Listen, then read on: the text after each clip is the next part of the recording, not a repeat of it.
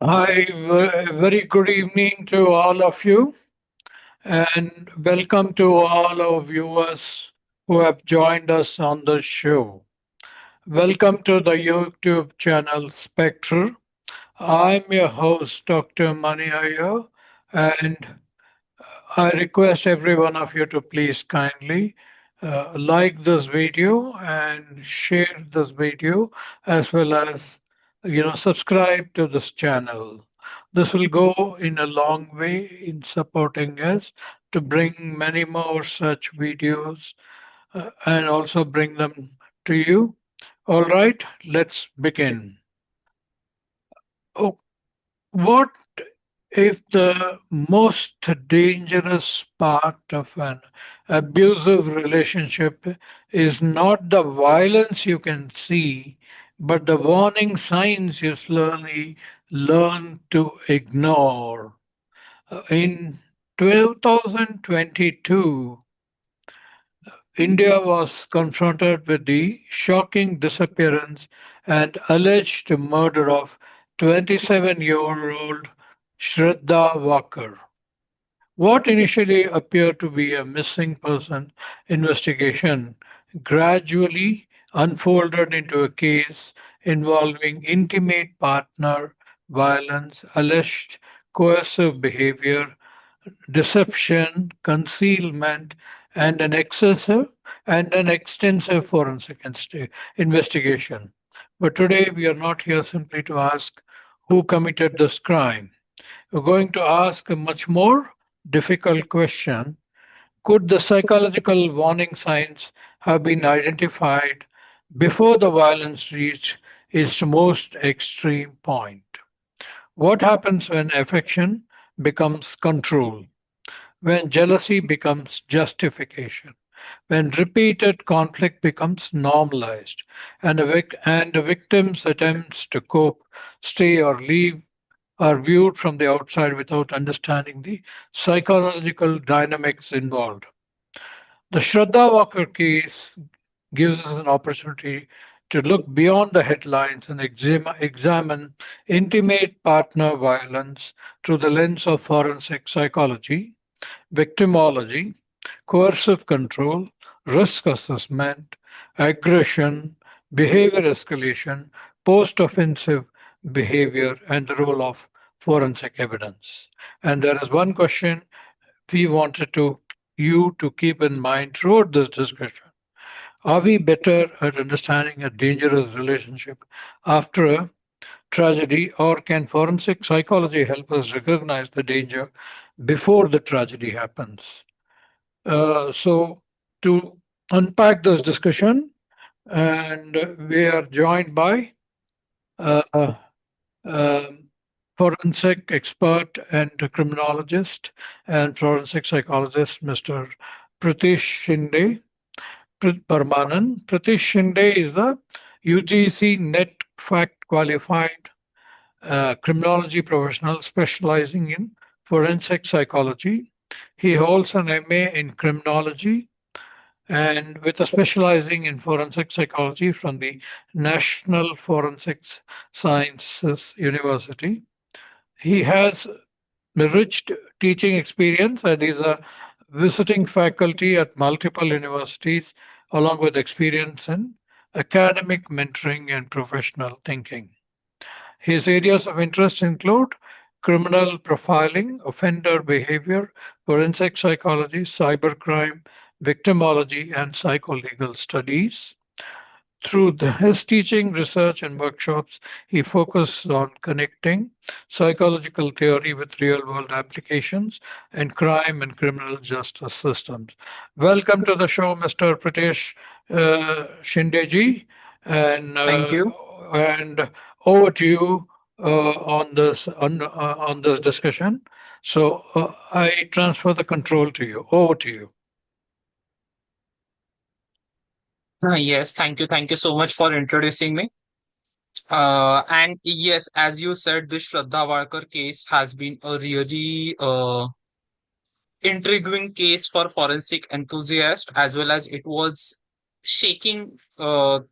moment for the society that what exactly is happening around us, because the girl who was staying with her boyfriend or living relationship boyfriend, whatever you call it, but he chopped her into pieces and threw her body all over Delhi. That was quite disturbing for everyone. It was quite disturbing for even the officials who were investigating, and how it escalated, how they got to know what exactly happened. That was really a way of studying how exactly the crimes happen. Okay. So, Yes. they were, I mean, the very shocking effects of this case, the way he went ahead clinically in cutting the body to so many pieces and, putting it in a fridge, as well as taking it at the night and, piece by piece, and putting it, throwing it in the forest around, in Delhi. It was a very shocking incident, and even the head, he had. It seems he had kept the head in the fridge, and he was looking at it for a couple of days, and he was sleeping in the same place where he killed her and cut her to pieces, and the head is still missing till date. So, what? How do you look at this? First of all, how it starts that we need to understand, because not a person, like anybody won't do this in a day or in a fight which happened just once or twice, Okay, right? So for that, we need to understand that how exactly this started, how exactly the crime has been explored by the perpetrator, why exactly he reached to the point, or what exactly happened with the victim. So that's why we need to study the victim here first and the circumstances around that. Then we will be able to understand the crime here. Because many cases we get to see in India, these cases are happening around us, but we are very unaware. Like there are cases of Nethari killings. There is a yes, case of, let's say, Jolly Joseph. yes, Okay. These cases are happening right around us, but we are unaware that these crimes are happening. Now, these all are serial. Okay. But that does not make it more brutal or less brutal than what exactly happened with Shraddha. okay, yes, of course. In case of Shraddha, it was very, very shocking that he not only told her that he is going to cut her to so many pieces, 35 or 36 pieces. This exact thing was, she reported it in a crime, in a police report to the police, and then she was forced to withdraw it due to some family pressure from the boy's side.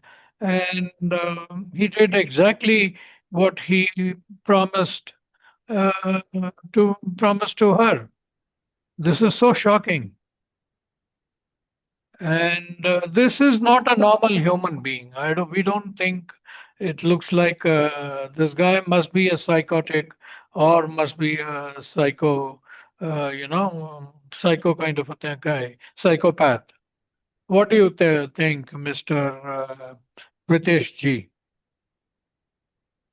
See, I would say that tagging somebody immediately as a psychopath, it will be a literally far-fetched for this, especially in this case where Aftab, because this was his first crime on such big level, that does not make that mean that he did not show or exhibit such type of behavior before. Okay. So when we are talking that, let's say he has been brutally killed her into 36, 37 pieces. He was sleeping in the same room as her body was kept in that refrigerator. So these ideas, I feel, are somewhere coming from the surrounding also, that is somewhere from the nature and nurture both, which the psychology has this debate going on for a very long time, nature versus nurture. Like the person's nature, his own personality, his own characteristics, they are also responsible, as well as what is happening around is how he was brought up or in what environment he has brought up. that also accounts for this. Yeah, please go ahead. Explain to us because for a common man, the logic does not. We don't seem to see the logic at all. Yes, yes. So, what happens when we are talking about Shraddha Walkar, when we are talking about Aftab, both of them are staying in a live-in relationship. Okay, for Okay, a very long time. They have been dating for a very long time. Okay, and it is not like Aftab never showed any kind of aggression. He had a lot of aggression issues. He had temperament issues. Okay, and he has exhibited those before also. That's why there was a first case which you also mentioned that Shraddha filed first case, and that was in near Mumbai. right. Okay, she was murdered in Delhi, but this first case was filed here near Mumbai. There is a place called Virar. Okay, there it Uh, was done, and yeah. this domestic violence case, Uh, police went to follow up on that. That's when they realized, ki, okay, they have shifted and then all those things. But when I'm saying that Aftab has been very violent, okay, this is the precursor of what was going to happen before. right, because that seemed to be a red flag. It's a clear Yeah. red flag as far as anybody would be concerned Hmm. that this kind of behavior, even that once a couple of times it has happened that she was beaten black and blue, and her photograph has also we have seen it in the media. She was unable to go to work, and she reported to her boss saying that she was beaten by her boyfriend, and because of which she is unable to attend work. Hmm.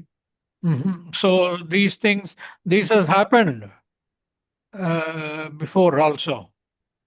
Yes, this has happened before.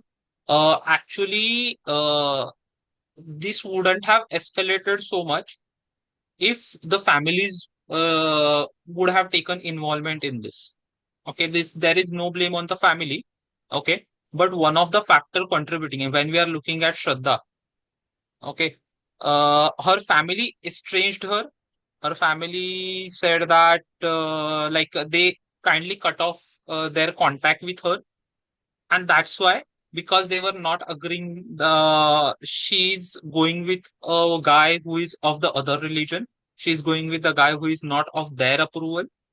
Okay, which led to the family estrangement, and this family estrangement led them uh, to her not trying to get any help from the people she knows, because when she was trying to get the help, her family was not there, or any close people were not there who will be able to help her or support her in her endeavor, in her attempt to get No, the the help. way it happened, I think, was that um, her father, she did not have a good relationship with her father, but she had Hmm. a good relationship with her brother.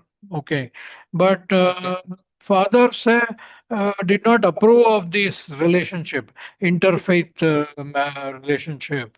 So, Hmm. and as a result of which, she has also come out and said that, I don't care, my age is, this one, I'm an adult. I can marry anybody I want. So, I don't care. You don't interfere in my life. The parents are not supposed to interfere in my life. I will live my life the way I want. And that's how she has exited Hmm. thing. And she went like that. And of course, any girl who wants to reach out back to her family, she could have reached out at any time. I mean, in the sense that she could have reached out, they would have been little angry with her, but nobody will say no to a daughter or a sister. I mean, if her situation was this bad, I mean, this is one form of opinion that is seen by the people. Yes, I agree. But tell me one thing, that when we are saying that a girl who has gone away from her family just for her love because she wants to go with the guy she loves, okay? Or in this case, her father Vikas Walkar, he said that forget she's our daughter. Yes, Like I think there was, when the you fight happened, know, issues on both sides. yeah, there Definitely. was issue on both the sides. Hmm. So that's why majority of people these days, or let's say for anyone who wants to be like, okay, I want to do this on my own, I want to be like this, there is also a somewhat, I would say, a self-respect. It perceived to be a self-respect, or you can call it ego also, that I don't want to get help because I want to do this on my own. If good happens, it's on me. If bad happens, that is also on me. And no, If that that is kind of fine. That mindset. I we appreciate because she was very independent and she wanted to do that. But the surprising factor is she did not reach out to anybody, no friends, nothing. Completely, she had not reached out to anybody. No helpline, no women's helpline. In extreme situations, she could have at least called a helpline or something like that. How did it have so happen that she was killed and cut into 36 pieces? I mean, we are not able to understand the what is it? Was it the anger that he displayed, or what is it? Why he should cut a body? That is disrespect to a body in their religion. So that is worst case scenario actually. Yeah, but you cannot say that she did not reach out to anyone, because in one of the police report it is mentioned that Hmm. she tried to reach to one of her friend named Lakshman, Okay. and she sent a WhatsApp message that rescue me or Aftab will kill me. Hmm. Yes, yes, I heard of that. Yeah. Yes, So after that only, like this was shortly before her death or before her murder. Okay. yes, After that, Aftab killed her by asphyxiation, by choking her to death, and then she was chopped into pieces. right. Okay. Uh, Okay, so can we explore the, how did this happen? Victim, we have discussed the victim profile, I think, to some extent. What about the perpetrator profile?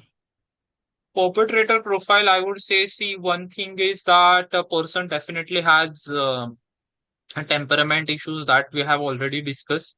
Hmm. Okay. Another thing that one of the perpetrator's profile we get to see that he was from the background, like he was a trained chef and the food blogger. Okay. So Right. because of So he which was following that serial. yeah, he had a culinary connections or culinary training where he knows how to use the knife, which like how to cut meat into pieces, that he already knew kind of. Okay. Yeah, He that used is a that. given, but we Yeah, can understand if somebody is motivated to do that. I think, I don't know, why would you cut a body to 36 pieces? That is, I mean, yes, the logic is that you want to dispose it, without anybody knowing. That is the thing. But this is a that's again, that's also connected to the kind of uh, media that we are consuming these days. It is right, right, said to be that he used like it was inspired from the series Dexter, American right. television show. Yes, yes, Dexter, in which he kills his victims and chop their body into pieces and dump it in the ocean. right. So that was, yes, that very much came out saying that Dexter was the motivation. But there are thousands, millions be watching Dexter. I don't know, was everyone became the serial No, not killer? everybody. See, it's like everybody has heart, right? But not everybody will get heart attack, right? So, It is like what kind of food you're consuming, how you're consuming. You're consuming in the lot of like too much of fats, then it will lead to you getting heart attack or you developing the no, blood no, I pressure, right? understand. We So understand it's that. like that. But what is so specific in his profile that he had to react this way? And, you know, anything that happened in his, childhood or whatever. Usually that is the case in a serial killer case where he was abused by somebody, so he is taking it out. on somebody else. So, just to get some control or whatever it might be. It's not always that way. It can be contributed by multiple factors. The first factor I will focus on is his societal factor, like from what background you are coming from. Okay, background does not mean that religious or anything, but background means what kind of familial setting was there. Okay, what kind of mindset you have towards the other gender or other people. Let keep aside the gender also, but other people. Okay, you are feeling superior of yourself, you want to exert that superiority, and somebody is defying you, somebody is not listening to you, because it is said to be that Shraddha was asking him to marry before she was killed, and he did not want to get married.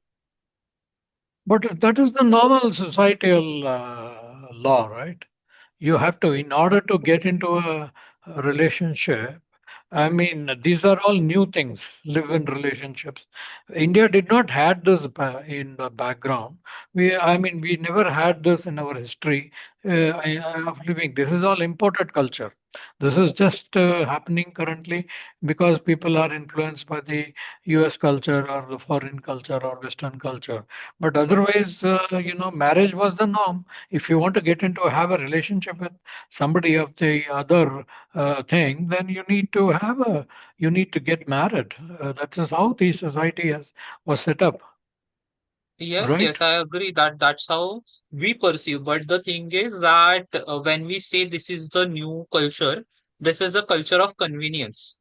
This Yes. culture of convenience says that, okay, if you want to marry somebody, you want to, like this generation, or I won't even say this generation, Gen Z. The previous generation also have done that, where millennials, where the Shraddha and Aftab, both of them belong. Okay. So it's not like that they are only thinking of the getting married. Okay. But it starts with culture of convenience. This is convenient for me. I will try to explore that area. And that's how this culture is developing and spreading across. So it's not just limited to that they should get married. It was their choice from the start that they wanted to be in a relationship. And that's why because she was staying with Aftab in a relationship, live-in relationship. That's why her father was more aggressive that we don't want to get into this. We are not agreeing to this, and this will lead to domestic violence in future as well. That's what his word when he was interviewed. He told this.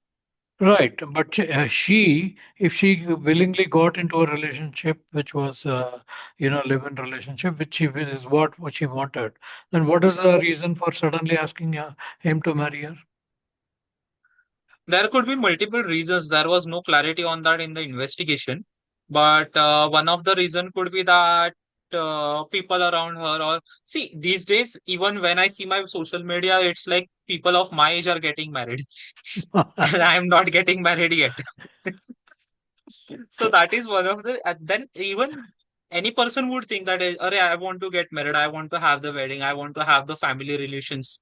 I want to have that," because now when she is living with Aftab, she is not having any kind of familial relationship with anyone.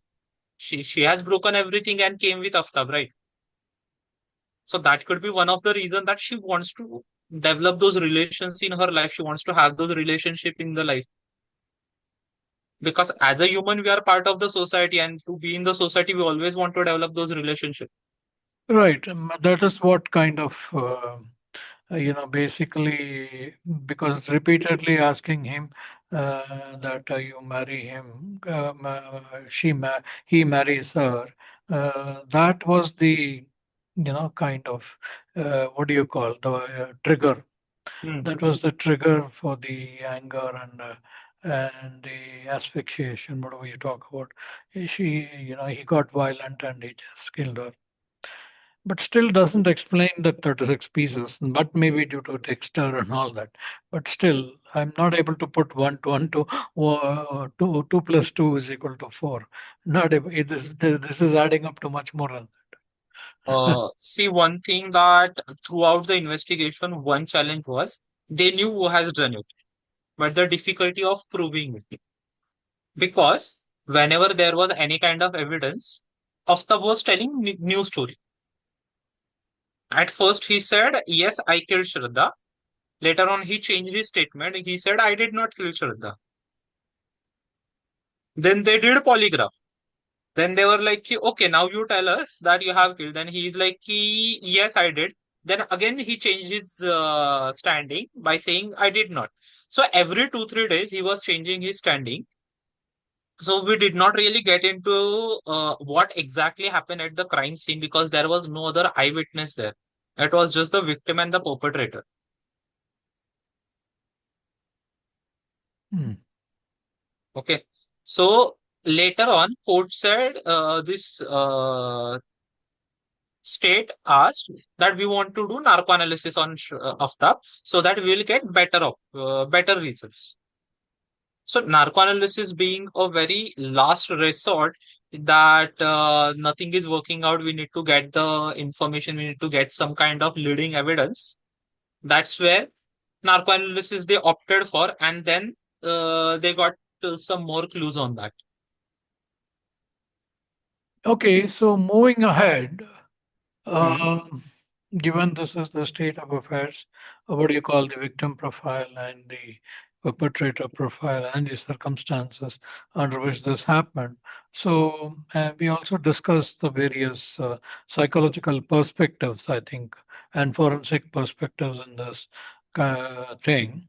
So, let's see how thing is.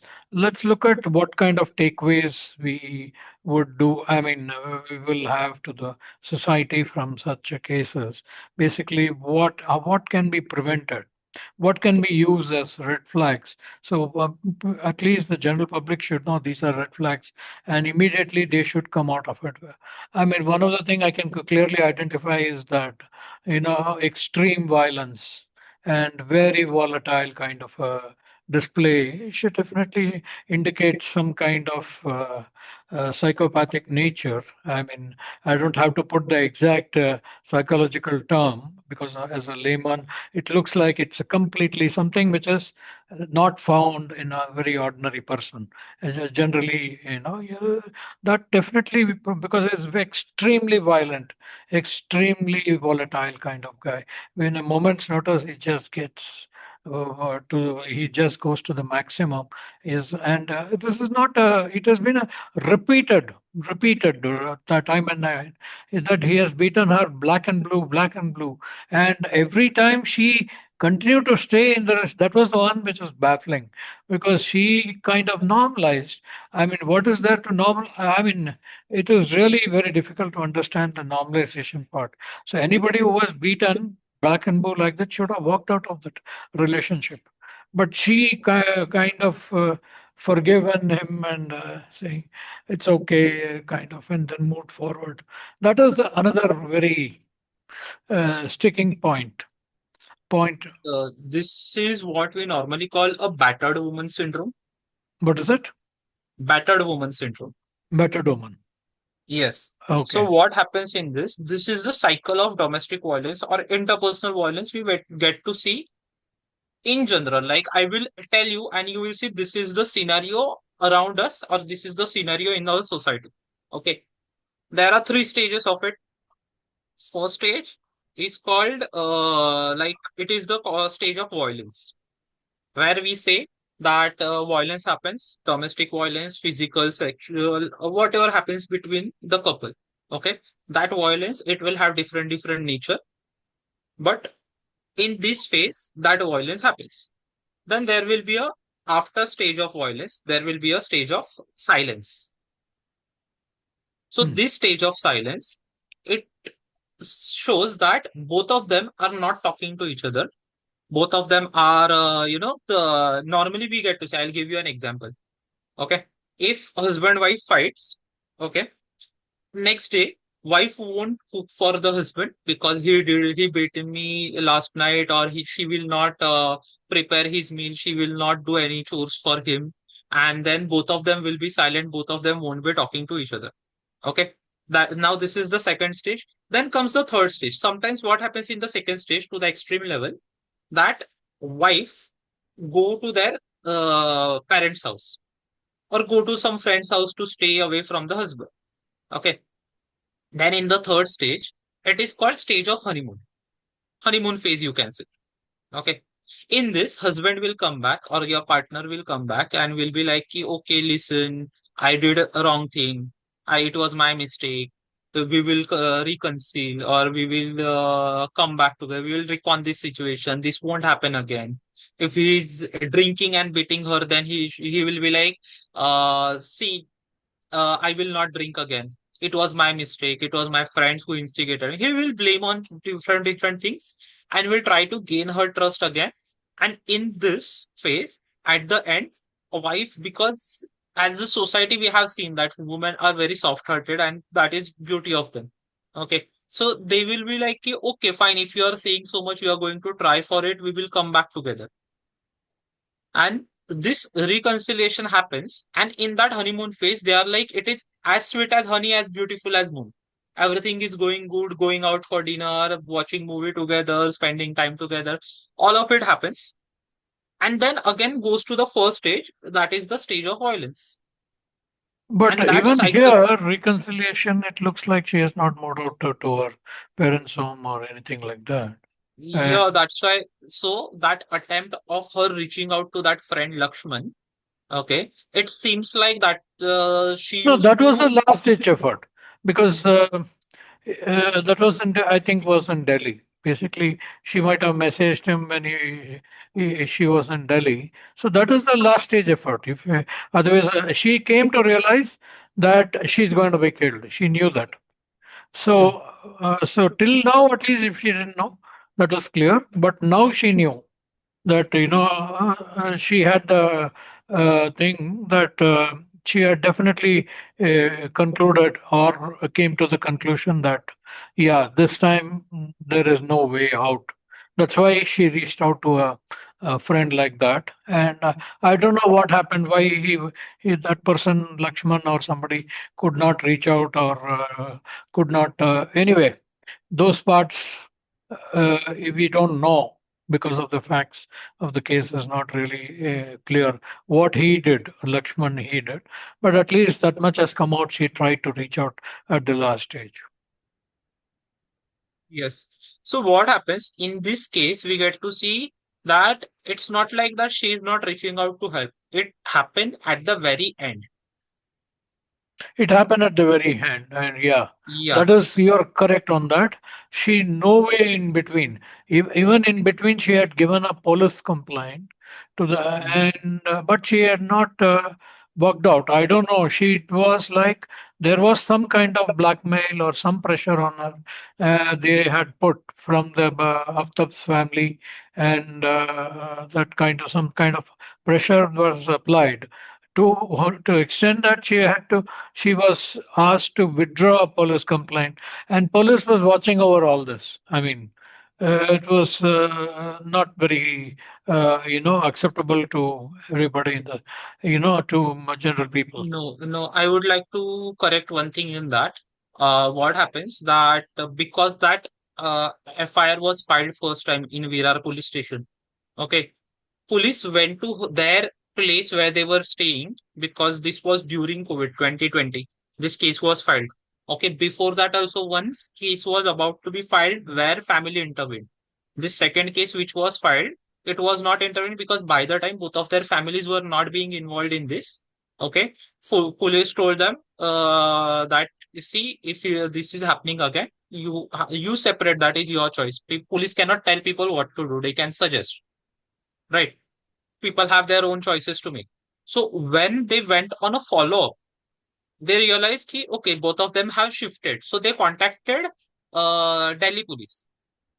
And when they contacted Delhi police got to know, okay, when they went to follow up on them, they got to know, okay, there is something like this has happened. Because nobody would have known if police wouldn't have visited the place. Hmm. And Shraddha Aftab, when they shifted to Delhi, first of all, first they were staying with different people, like different acquaintances. One room, some five, six people were staying, and they were one of them. Okay. After that, they got a flat and they shifted there. So police also took time to track these people in Delhi. And by the time they tracked, they realized Shraddha is not there. So police inquired with Aftab and they realized there is some kind of smell in the house. And when they started exploring, they it was led to that refrigerator, and they saw different body parts were kept in the bags, the plastic bags.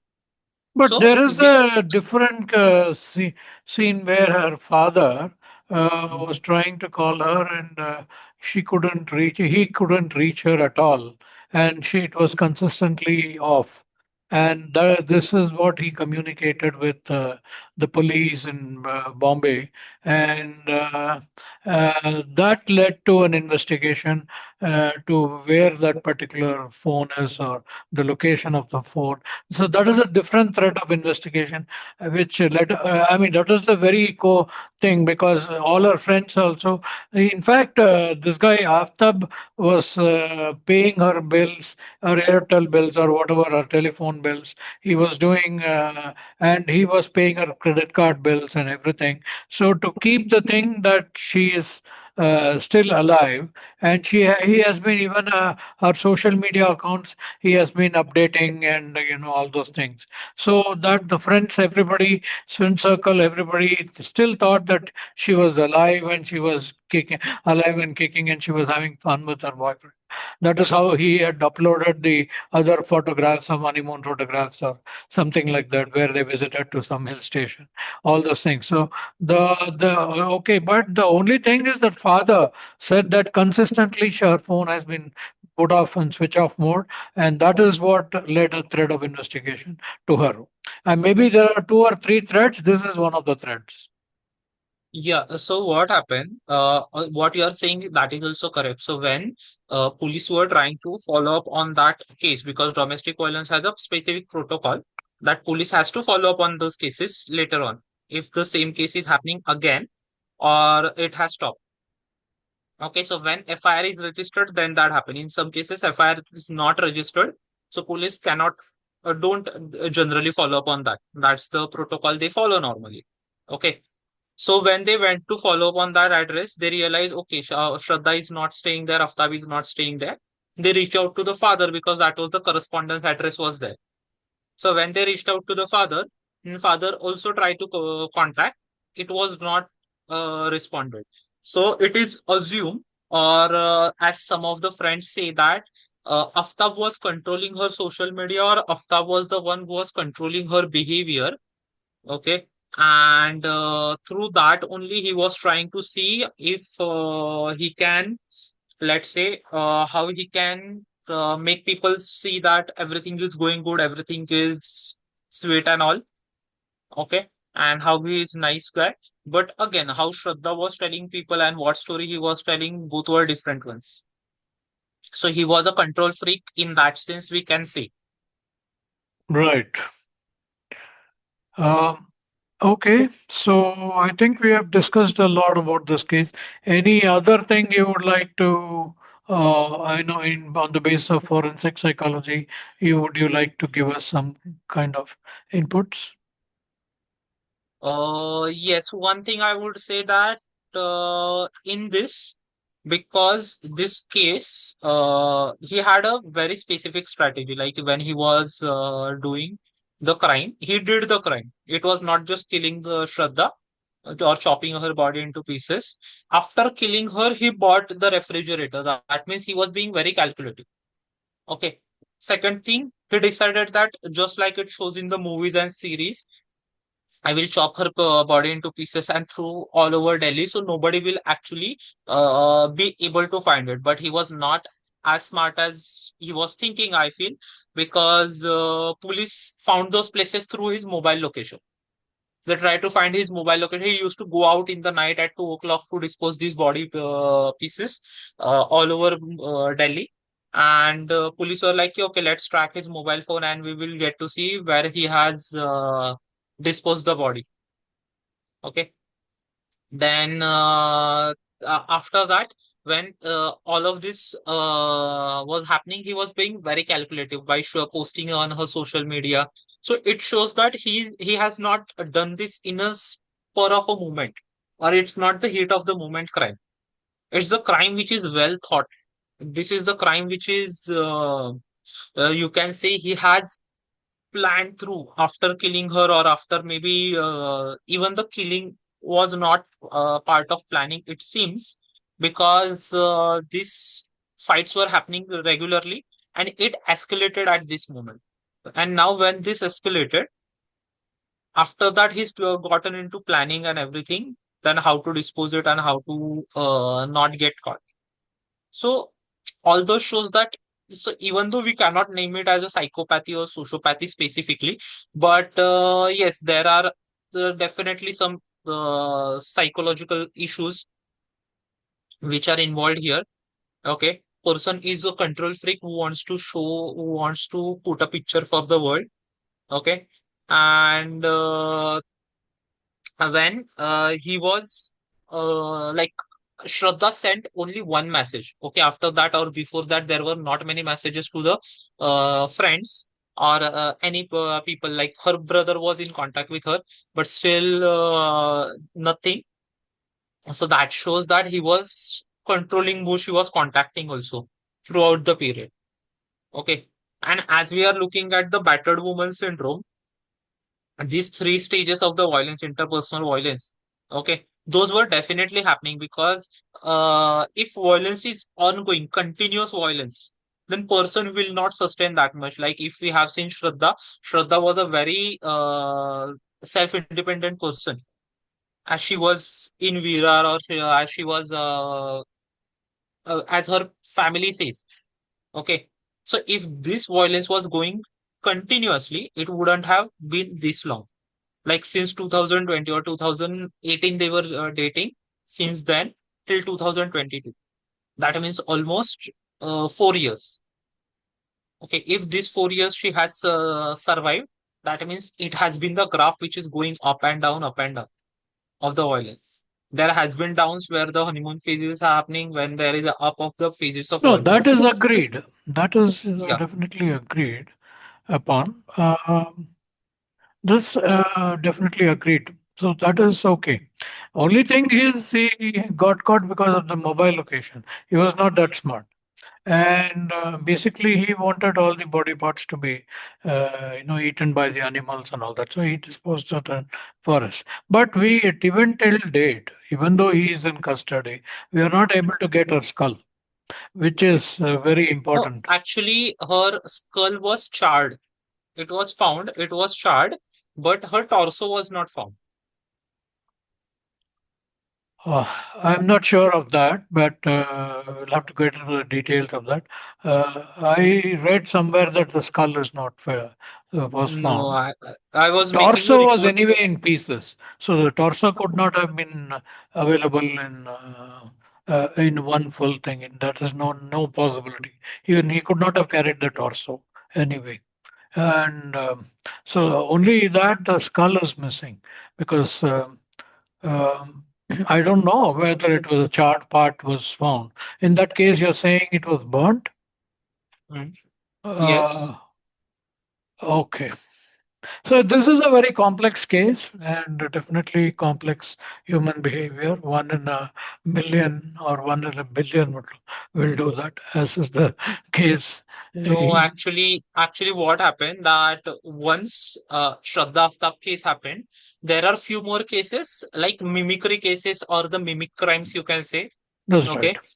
There was a case in 2023 of Nikki Yadav. There was a case of 2024 for Komal Singh. 2024 September, there was Mahalakshmi case where these people were killed by their colleagues or their husband in the same way, cut their bodies into pieces and kept in the refrigerator through all over the place. If you remember, that was the time where media was also picking on this case more and more, and people were being aware. So it's not the See, one thing is that this is the recency effect. In psychology, we say that whatever recently happens, it is highlighted more. That's the recency effect. But it's just not that it has happened right now. It has happened before also. Just that media has not picked on it. Media has not sensationalized the crime that much as they have done with Shraddha and Aftab. Maybe because it was live-in relationship case, that's why it was sensationalized more. but many of the cases happen in husband-wife murders. Okay. Yeah. Interpersonal relationships violence are more of a domestic violence cases. It is happening with between the couple. After this also many cases happen. Like leave this Shraddha Aftab case aside, or all this Dexter like killing methods aside. Recently, we are seeing there are many cases which are famously called blue drum case. Hmm. Okay, where wife is killing husband with the help of their boyfriend. Mm, that's right. That's right. Okay, so this cases, it's not like it's happening right now only, because there was a case just like that in Mumbai, uh, where a girl killed her father because he was not supporting uh, her being with the boyfriend.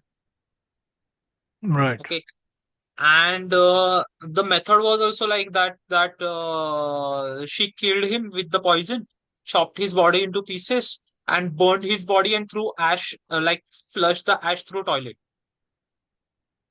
Right. I think we have seen such cases. The other case also was the Neeraj Grover case, which we saw in Yes. Bombay. So, which was also very similar, actually. That is one case. And there also Neeraj Grover was cut into pieces and disposed of. Yeah, we have seen. So our interest in this show is basically to how to prevent such crimes and how to the other partner should escape from this. Should be if it is he or she, or maybe the person, whether it is both. They have to understand the red flags early enough and then not freeze in the situation, turn around, accept the situation, and then start reaching out or find a way to come out of it. Start reaching out, call anybody, call the police, call the helplines, call anybody that may matter, that a psychologist or therapist or who are a friend or anybody. It doesn't matter whom you call, it has to be somebody who can respond to you and and help you out. So that person, whoever that person might be, that is important. The main thing is the person has to be rescued at any cost. This is our aim of this show also. So basically, if some watchers, even maybe who is Gen Z or who is not Gen Z, who is a millennial or either any other, generally I'm saying anybody who is caught or who's trapped in a relationship like this and they need to come out of it, they need to understand the red flags early on, and if they can understand early on, they can act early on and they can come out early on. It will be better rather than sticking around and become a battered, whatever you call, battered woman case or whatever case, and ultimately ending up that is of not does not help humanity. This is my, I think, my kind of a concluding. If you have anything else to say, you can sum it up and then we can. So we're almost around an hour now into this case. Yes. So I would say only one thing, that when we are seeing such cases around, we get to see that continuously there is this one theory of Gabriel. Okay, social imitation theory. In that he says that we try to imitate the behavior that we see around. Okay, or we imitate the behavior of the famous people. Now, these famous people, or what we see around, in this case, Dexter, in other Nikki Yadav Mahalakshmi case, it is Aftab. Okay, this imitation is kind of, we need to make sure that whatever the content we are consuming or whatever the things are happening around, how much they affect us, that is in our hand. Okay. And whenever there is some kind of case is happening, like let's say Shraddha Walkar case is not just the failure of their relationship, not just the failure of their family, but whoever is staying around, it's their responsibility also, because we all are part of the society. Okay. In forensic, we get to see, like, forensic comes into picture when crime happens, and after that only we try to explore the evidences. Psychology try to explore the causation of it. Criminology try to explore what is the reason, what are the trends of these crimes. Okay. But as a society, we did not to be forensic psychologists, psychologists, or criminologists to notice crimes happening around us. When these crimes are happening, that is the main thing you can do. As I said, this is the cycle. Breaking the cycle is most important, because if this cycle goes on, then it leads to cases like Shraddha. There are many cases. There are many cases coming to police station every night for domestic violence, especially on weekends, because that's when many people prefer drinking. Okay. So I'm not saying it's happening on Saturday, Sunday more, but these are the cases which are highlighted on that time. But when that cycle is broken down, there are examples. I have seen the interventions where people have broken this cycle of domestic violence, and they have l- actually come out of it successfully. Their relationship is going really well right now, or people who have broken relationship just for the sake of breaking that domestic violence cycle, because other person is not ready to change or change the ways they are behaving. These people have done really well in the life. There are many helplines there. Okay, I would like to take this chance to highlight that government has a helpline of one stop center, and this is in every district. Okay, if you don't have any friends, family that you can reach out to, there are people in one stop center. It will be majorly at the government hospital or some other government facilities, where they will provide you with the legal help, medical help, psychological help, everything when it comes to domestic violence cases. So Shraddha Walkar need not to happen again and again, or Neeraj Goyal need not to happen again and again, even though it is happening. So people need to reach out. People need to understand that whenever there is a problem, first step is seeking the help. Seeking help does not demean you. Seeking help does not say that you are weak, you cannot fight your own ways. Seeking help is being stronger. And in Shraddha's case, I would say if there would have been chance at she tried to get the help at the last moment by texting Lakshman.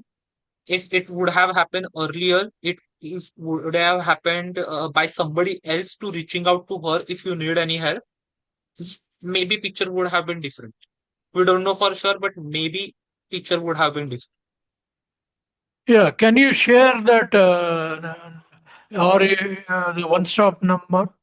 Or if you can share it later with us, we can share it in the description for people to, you know, because that's very important.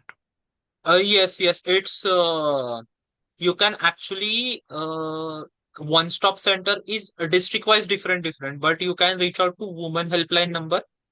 Hmm. Okay, and woman helpline number will guide you to go for it. Like for woman helpline it is 1091. Yeah, that way I understand. But this is either way, right? It can be women or it can be men also. You know, men also See, needs help. yes, but traditionally we have seen that women are the victims majoritarily, and men are being like highest in the number for being the perpetrator. That does not mean all men are criminals, but again, that is the traditional statistics. Every year we get to see NCRB, National Crime Record Bureau, releases this number.